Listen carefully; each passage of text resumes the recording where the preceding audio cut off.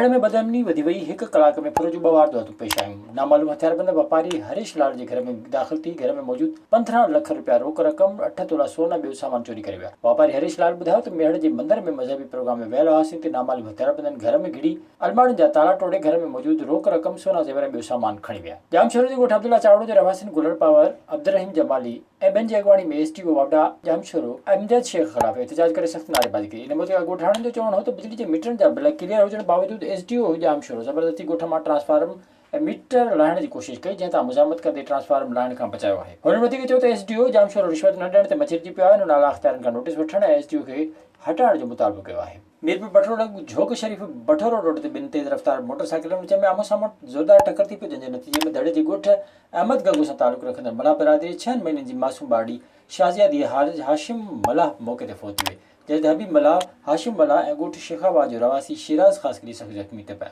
ज़ख़्मियुनि ऐं हादसे में फ़ौतियल मासूम निगरी जे लाश खे तालकी अस्पताल मीरपुर बठोरे आंदो वियो, जिते ज़ख़्मी खे तिबी इमदाद ॾिनी वई ऐं ज़रूरी कार्रवाई बैदि मासूम ॿारड़ी जे लाश खे वारसनि हवाले कयो वियो। विज़िट कयो अवामी आवाज़ मीडिया ग्रुप जी वेबसाइट awamiawaz.pk